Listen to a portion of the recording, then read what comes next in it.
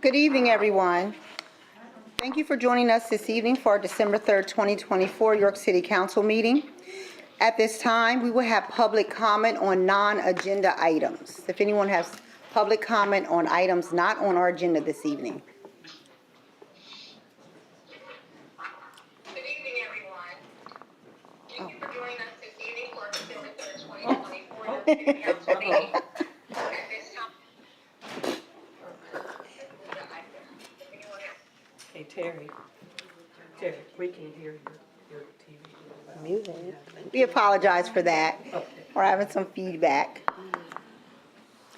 At this time, due to us having no public comment on non-agenda items this evening, I will call this legislative meeting to order. Madam Clerk, can you please call the roll? Let's get your mic on there. All right. Bub, Here. John Askew, here. Dennis, Here. Buckingham, Here. Washington. Here. And everyone that can stand, may you please stand for the Pledge of Allegiance. I pledge allegiance to the flag of the United States of America and to the republic for which it stands, one nation, under God, indivisible, with liberty and justice for all.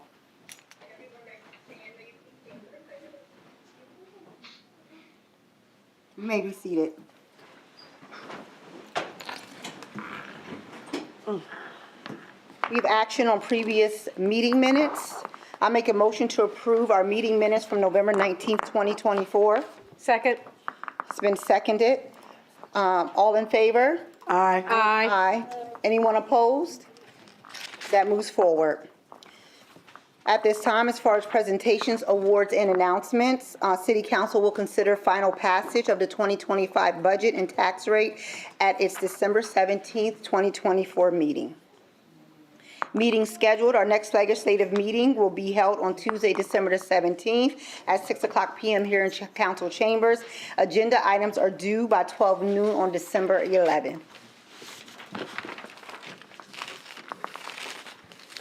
At this time, we will move forward into our new business and introduction of bills. Up first, we have introduction of Bill number 46.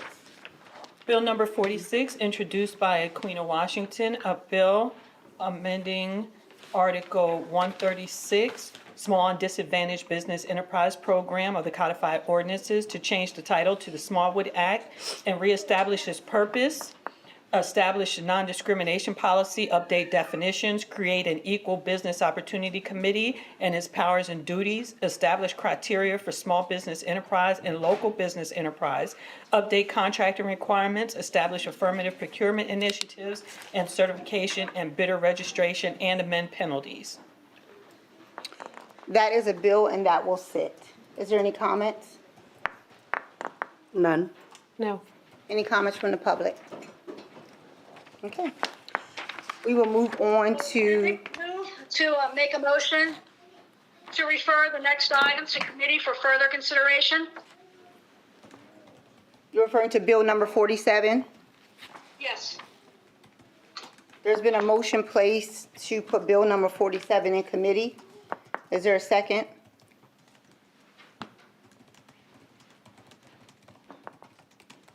There's no second. Thank you. So we have introduction of Bill number 47.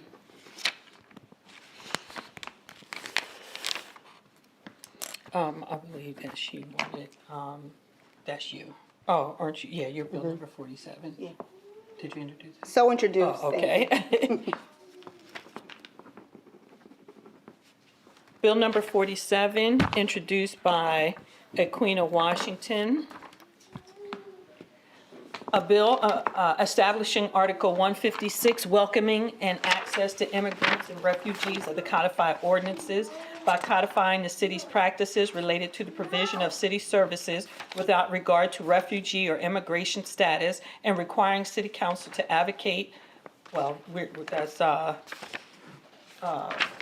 providing for the severability of the ordinance and providing that the ordinance shall take effect in accordance with Pennsylvania law. And I have some comments. There are some amendments to the bill that has been placed before you, and I will read them at this time. During the second whereas, it will just state that the city of York boasts a diverse community. On page 2, the last whereas, it will state, whereas by adoption of this ordinance, City Council encourages participation by members of council in advocacy efforts to create a welcoming city. And if we move along in the document to section 3, we have removed requirements, so it will state just advocacy. And under section 3A, it will state just city council advocacy, and we remove requirements. And under that, it will read, City Council may, as part of its annual work, advocate for the adoption of inclusive policies, such as those referenced in this ordinance. Those efforts may include, but are not limited to, the items that are listed below in 1, 2, and 3. We added a number 4, which states that any council member that participates in advocacy initiatives in accordance with the intent of this ordinance shall report such advocacy efforts to council.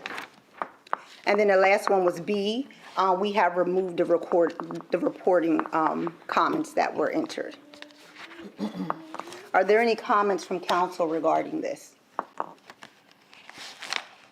So what you want to do, is there a motion to, there's been a motion to incorporate those amendments. Is there a second to incorporate those amendments? Second. Second. It has been moved and seconded. All right, I'll call for a vote on the amendments. Bub, Yes. John Askew, Yes. Dennis, Yes. Buckingham, Yes. Washington. Yes, and that moves forward. At this time, do we have any public comment regarding Bill number 47? I believe we have some representation from CASA this evening that would like to speak.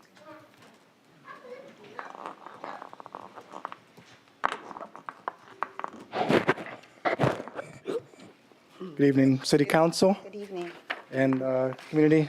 I want to thank you for the opportunity to have us here today. Could you identify yourself, sir? Yes. My name is Dr. Daniel Alvaya. I'm the State Director for CASA in Pennsylvania. Again, I want to thank you for this opportunity for us to be here today. Talk a little bit about the New York Trust Act. It's a crucial step toward safeguarding the rights of immigrants and in addressing significant gaps in the existing laws that leaves vulnerable populations exposed to exploitation and discrimination. By establishing clear guidelines and protections for immigrants, the Act aims to ensure fair treatment to all immigrants, regardless of their immigration status. This legislation not only reinforces the principle that every individual, regardless of their background, deserve respect and dignity, but it also fosters a more inclusive society where diversity is celebrated and protected. Passing the New York Trust Act is essential for building trust between immigrant communities and city officials. Fear of discrimination and retaliation can deter immigrants from seeking help or reporting violations of their rights, keeping people stuck in a cycle of vulnerability and isolation.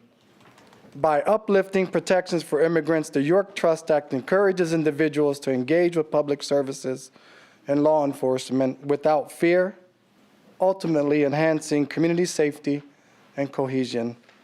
Supporting the York Trust Act is a vital step towards ensuring that all residents, regardless of their immigration status, are treated with respect and dignity and can contribute meaningfully to society and pursue their aspirations in a safe and supportive environment.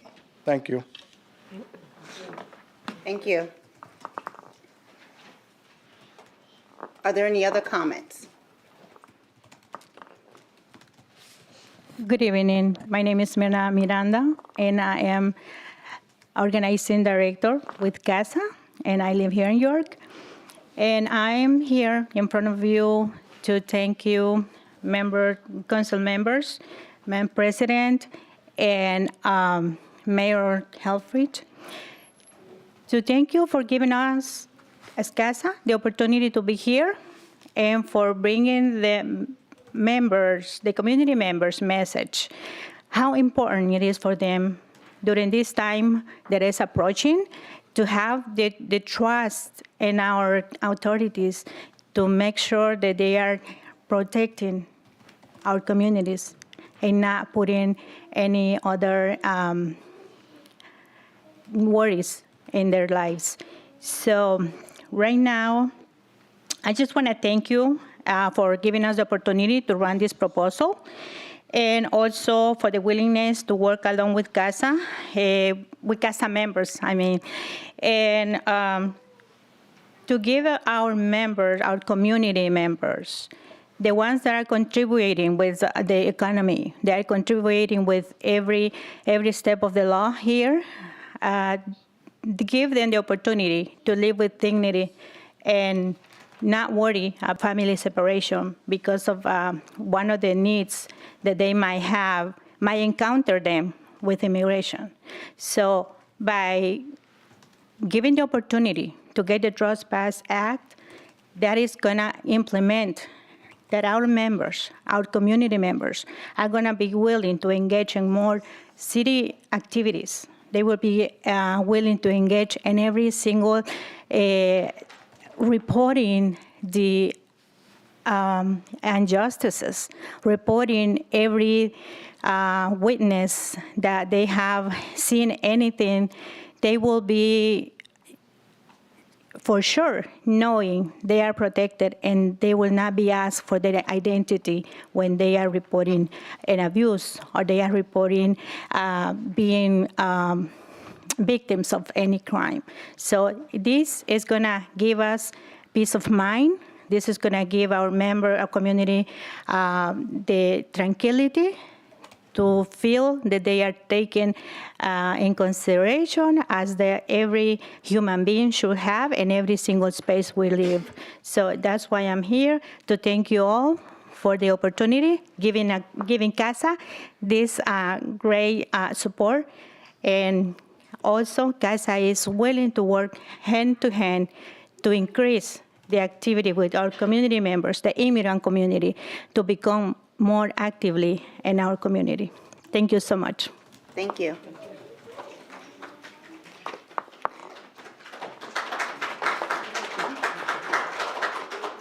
Are there any other comments this evening? Hi, I'm Deborah Detzel, Director of the New American Welcome Center at the YMCA.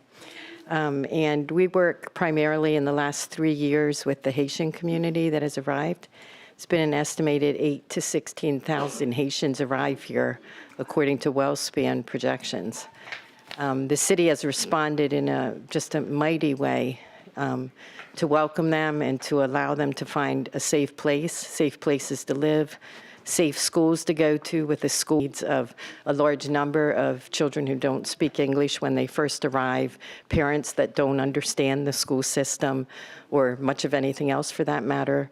The medical system here in York has responded hugely, from both of the major hospitals to the practices, especially within the perimeter of the city, along with many of the organizations of faith, and many donors and volunteers who have helped us.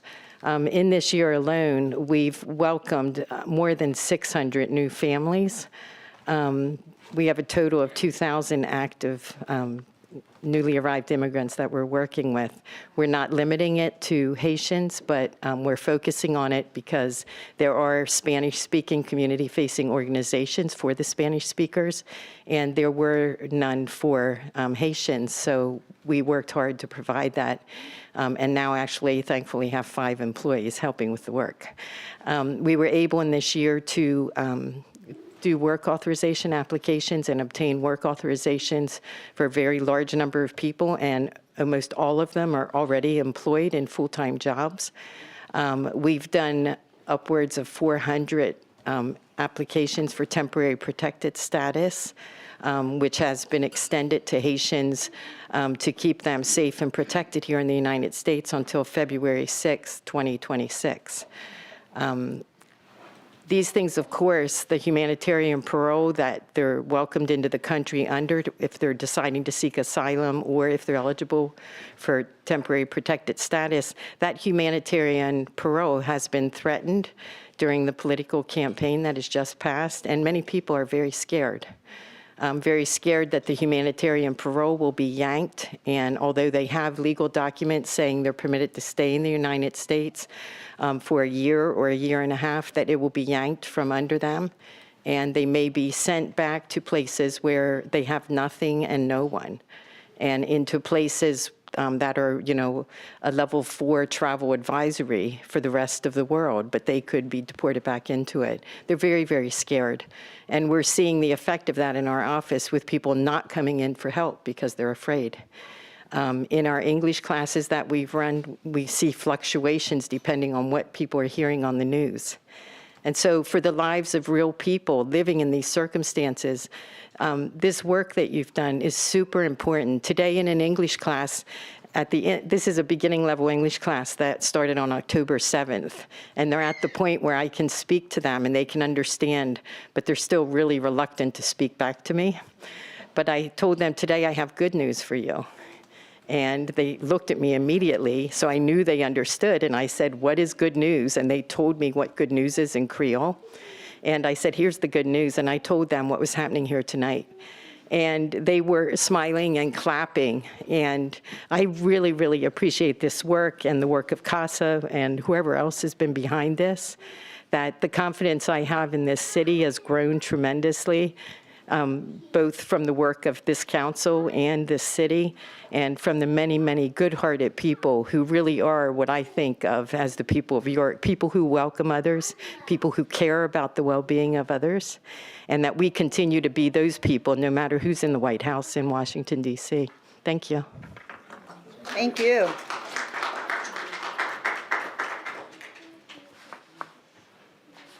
Hello. Hello. I'm Carol Stowell, and I'm here to represent our church, the Unitarian Universalist Congregation of York, but also many churches and many people of faith in this community who welcome people of all different colors, all different nationalities. And we are so thankful that you are passing this bill because we're concerned about their future. And we want to be their advocates. And there are many of us, many people like me in the community, and I know on this board. And thank you for your vision, because we know we're going to be facing some difficult times ahead and a lot of pressure for you to be doing things that are morally wrong. Morally wrong. And so thank you for standing up for justice. Thank you. Mayor Helfrich. Thank you, Mayor Michael Helfrich. And York is a welcoming city, and I agree with everything that you said about how important it is to have trust between our community, our police officers, our immigrants. That's why there is an existing executive order that has been sustained for the 7 years that I have been mayor. It was started with Mayor Bracey, that says our police don't work on immigration work, that we don't ask questions about immigration status at HR, or whether you go to the Bureau of Health, or if your house is burning. We don't ask these things. That's not what our purpose is.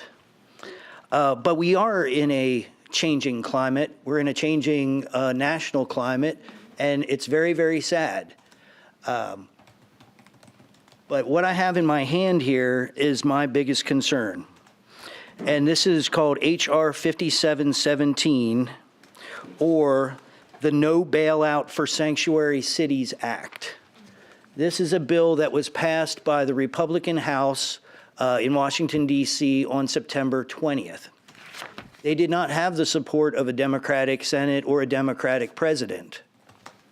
With the incoming administration, I'm expecting that this bill will get full support and become law.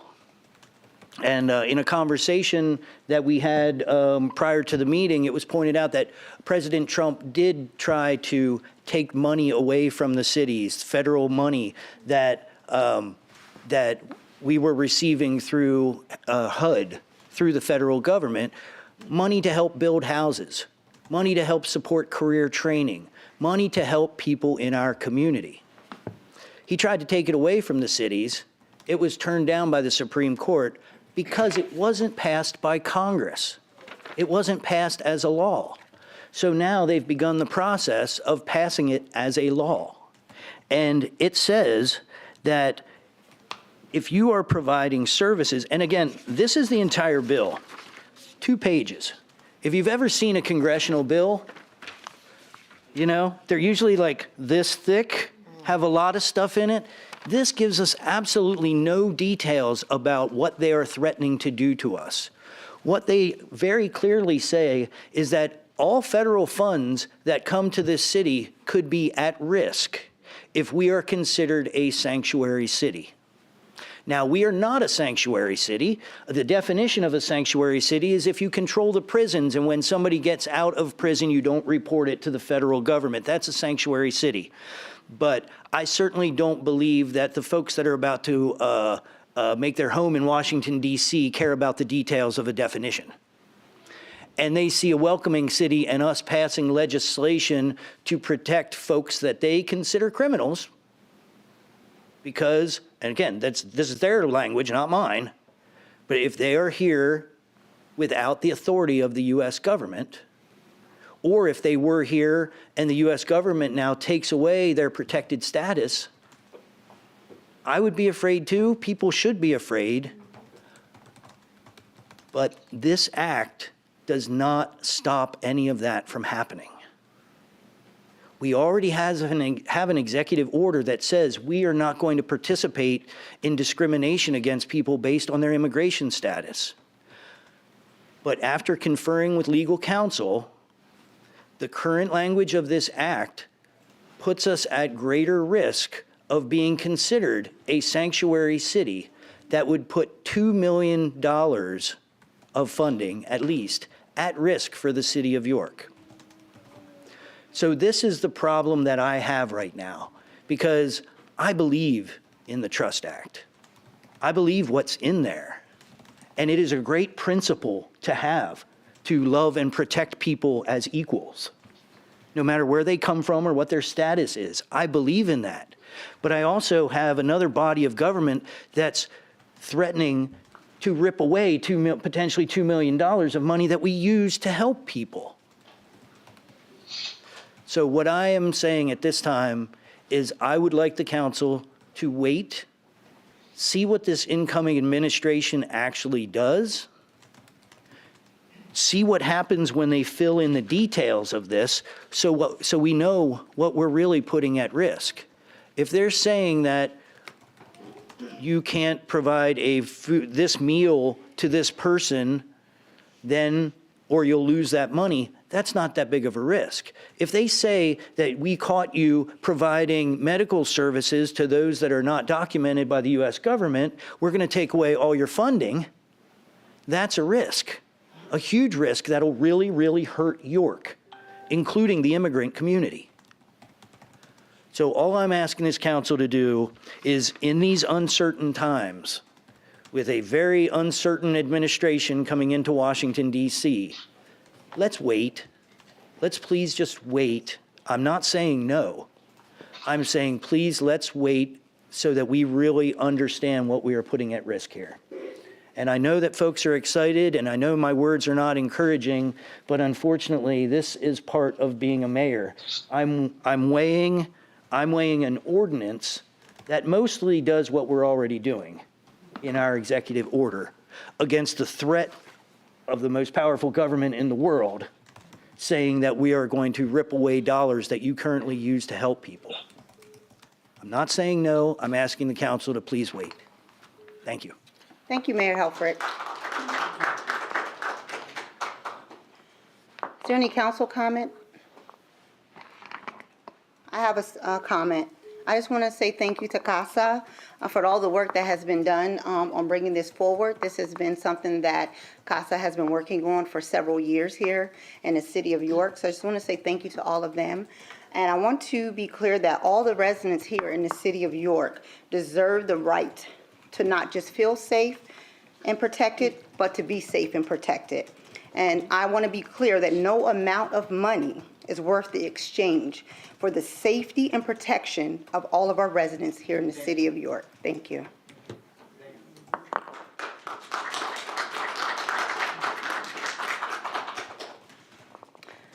So that is a bill, and it has been introduced, so it will sit until our next meeting. Moving along, we have introduction of Bill number 48.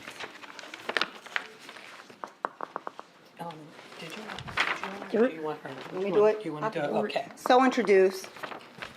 Bill number 48, introduced by Equina Washington.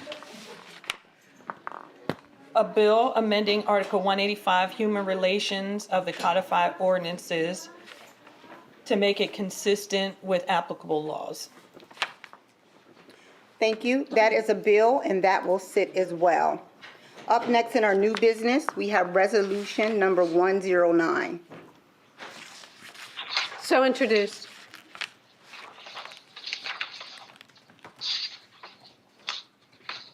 Okay, and that is resolution number 109, introduced by Betsy Buckingham.